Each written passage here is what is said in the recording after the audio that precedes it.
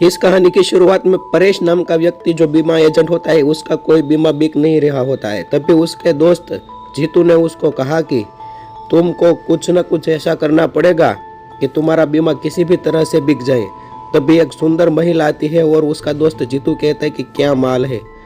तो तभी परेश वहां से चला जाता है और सीधा अपने घर पर जाता है। जब घर पर पहुंचता है तो उसकी बीवी कहती है कि कोई बीमा की योजना बेची कि नहीं बेची। उसकी बीवी का नाम पारुल था। पारुल उसे कहने लगी कि आज हम चलो सेक्स करते हैं। वो सेक्स के लिए परेश को उत्तेजित करने लगी, पर परेश तो बहुत ही थका हुआ था। परेश उसे कहने लगा कि आज नहीं, आज रहने दो। पारुल बहुत गुस्सा हो गई। और दूसरे दिन जब परेश ने एक नई बीमा योजना बनाई थी, जब वो नई बीमा योजना बेचने के लिए गया तो जिसके घर पर गया था वहां पर उसकी बीवी दूसरे के साथ रंगरेलियां मना रही थी। जब उसके पति ने उसके आशिक को पकड़ लिया तो परेश पीछे से देख रहा था। तो तभी उसके मालिक ने कहा कि क्या कर रहे हो तुम यहाँ। तो परेश बोला कि मैं एक बीमा एजेंट हूँ, मैं बीमा योजना बेचने के लिए आया है और आपके लिए बहुत ही अच्छी बीमा योजना है। तो वो भाभी के पति ने पूछा कि कौन सी योजना है। तो ये परेश कहता है कि योनि बीमा योजना। इस योजना में अगर आपकी पत्नी किसी और के साथ रोमांस या सेक्स करते हुए पकड़ी जाती है तो आपकी पत्नी आपको 10 लाख रुपए देगी। तो ऐसा कहकर वो अमीर घर का जो मालिक था उसने उसकी योजना खरीद ली और उसको 15,000 रुपये दे दिए पहली किस्त के। अभी थोड़े दिन में ही परेश ने एक नई ऑफिस शुरू कर ली क्योंकि उसका धंधा बहुत अच्छे से चल रहा था।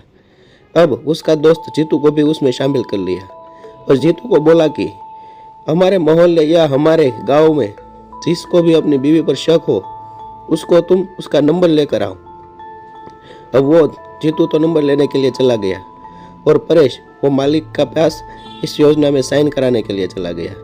अब उसी दिन शाम को जीतू आता है और सभी के मर्द के जो शक बीवी पर शक करते थे उसके नंबर लेकर आता है। अब कहता है कि तुम इस महिला पर ध्यान रखना क्योंकि उस पर उसको शक था। तभी ये सभी जो नंबर लेकर आए थे वो सभी मर्दों को परेश रूबरू मिलता है और अपनी योजना का लाभ और फायदा बताता है। इसीलिए उन सभी मर्दों ने परेश के पास से वो योनि बीमा योजना खरीद ली और सभी ने उस बीमा योजना का लाभ उठाना भी शुरू कर दिया। अब इससे परेश बहुत ही अच्छे खासे पैसे कमाने लगा था और बहुत अमीर होने लगा था। फिर क्या था, अब उसने सोचा कि मैं कोई दूसरा लाभ भी उठाता हूँ। दूसरा लाभ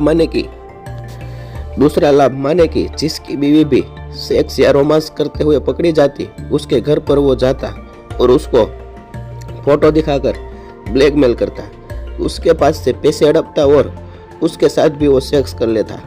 क्योंकि वो कहता कि तुम तो तुम्हारे बॉयफ्रेंड के साथ सेक्स करती ही हो तो मुझसे क्या दिक्कत है, मैं तो अच्छा खासा दिखता हूँ, अच्छा खासा पैसा कमाता हूँ।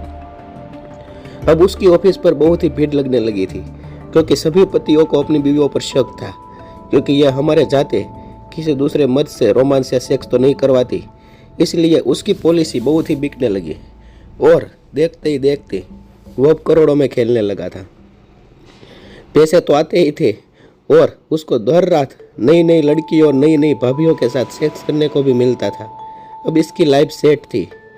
एक दिन उसके दोस्त जीतू को भी ऐसा लगा कि परेश तो बहुत अच्छा खासा कमा रहा है और परेश एक अच्छा इंसान भी है। अब हर दिन कोई ना कोई फोटो वो जीतू परेश को दिखाता था और परेश उस फोटो को लेकर चला जाता था। तब जीतू को ख्याल आया कि ये परेश को मैं फोटो देता हूँ तो वो करता क्या है। उसके बाद उसने उसका पीछा किया और उसको पता चला कि ये तो भाभीयों को ब्लैकमेल करके उसके साथ सेक्स करता है। उसी रात पारुल को जीतू ने यह बात बता दी। पारुल ने भी ठान लिया कि मैं उसको सबक सिखा कर रहूंगा। तभी जीतू ने उसकी योनि बीमा योजना पर परेश की साइन ले ली। उसी शाम को जीतू ने कहा कि मैं ये एड्रेस पर तुमको भेजता हूँ, तुम शाम को वहां पर जाना, वो अपने बॉयफ्रेंड से मिलने वाली है। तभी परेश वो एड्रेस पर पहुंचते तो उसकी बीवी पारुल थी। और पारुल ने कहा कि इस पर तुमने साइन किया हुआ है। तभी वो सारी महिलाएं आकर उसका हाथ पैर बांध देती है और उसके सामने ही पारुल उसके दोस्त जीतू के साथ सेक्स और रोमांस करने लगती है। यह देखकर परेश को बहुत ही पछतावा होता है। थैंक यू दोस्तों।